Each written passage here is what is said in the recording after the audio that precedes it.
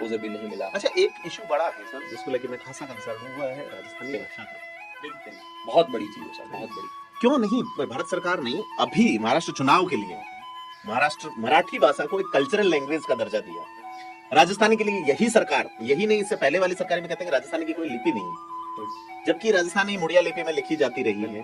और आपको जान के आश्चर्य होगा कि मराठी की कोई लिपि नहीं है, वो देवनागरी में लिखी जाती है। नेपाली की कोई लिपि नहीं है, और ये जो हिंदी है इसकी भी देवनागरी ही लिपि है।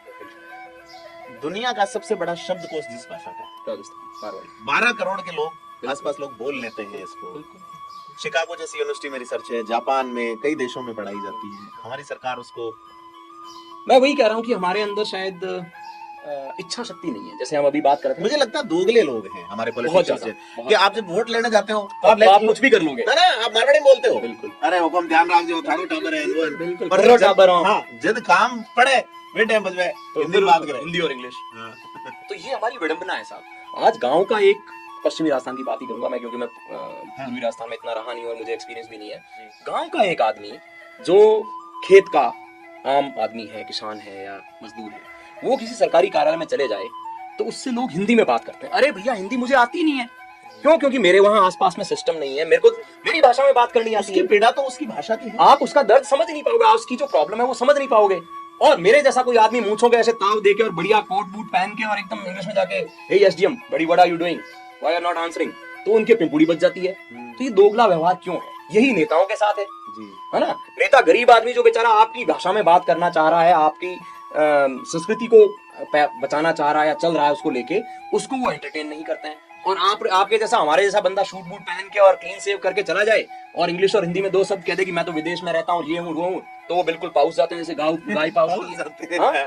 भाई गाय दूध देने के लिए जो जिस सिचुएशन आ जाती है वैसे आ जाते हैं। ये क्यों? आप राजस्थान के आदमी हो तो ये ऐसा क्यों? मुझे ऐसा लगता है कि जो सक्षम है ना, जो पढ़ा लिखा वो तो अपना काम वैसे भी करवा लेगा। क्यों? क्योंकि उसकी या तो कोई अधिकारी से जान पहचान होगी या उसको बोलना, सिस्टम को जानता है, बेसिकली वो जानता है, तो वो कैसे भी कैसे कर काम नहीं। आपको असलियत में काम उन लोगों के लिए, मतलब फिर अगर आप जानने वालों का ही कर रहे हैं तो आप रोबोट से बिठा दीजिए, फिर दिक्कत क्या है? तो मुझे लगता है कि आदमी को थोड़ा सेंसिटिव होना चाहिए। जो आपकी बोली में बात कर रहा है आपको उसको प्रायोरिटी देनी चाहिए। आप अदर स्टेट्स में, जब मैं इंडिया में अदर स्टेट्स में रहा हूँ सर, वहां पे सब्जेक्ट है आपका जो पब्लिक सर्विस कमीशन है, अपने आरपीएससी है, उनका खुद का सब्जेक्ट है। यहाँ राजस्थान में ये हाल है कि हमारे पास हमारी भाषा नहीं है, इसलिए बाहरी प्रदेशों के लोग आके और यहाँ एडमिनिस्ट्रेशन में बैठे हुए वही दिक्कत कर रहे हैं बेसिकली। मैं प्रॉब्लम अभी देखा वही है कि जब जो अंशुमान सिंह भाटी खड़े हुए हाँ? विधानसभा में शपथ लेने के लिए पहले, उनको मना कर दिया। या रविंद्र सिंह भाटी खड़े हुए, हाँ, इन दोनों ने राजस्थानी में बात की थी। सीन दैट सीन, मैं भी सीन में देख रहे हो मारवाड़ी में, बिल्कुल। तो बी टाइम मना विधानसभा अध्यक्ष कौन करे हो? विधानसभा अध्यक्ष ने इनकार नहीं किया। कौन बोलते हैं? सचिव बोलते हैं। बिल्कुल, जो ब्यूरोक्रेट्स हैं वो बोलते हैं कि नहीं आप इसमें नहीं बोल सकते। क्यों नहीं बोल सकते? है ना, मेरी भाषा। सचिव जो है उसको राइट नहीं है लिखा हुआ पढ़ने के अलावा बोलने का, भाषण का अधिकार नहीं है। भाषण का अधिकार उन 200 लोगों को ही है जो चुने हुए हैं, या एक और व्यक्ति को जो राज्यपाल है, या एक और व्यक्ति को जो कि एडवोकेट जनरल है। तो आई समस्या साहब अपने एक मोटी समस्या है। मुझे लगता है कि इसको bureaucracy is hijacked by people from outside of state, है ना।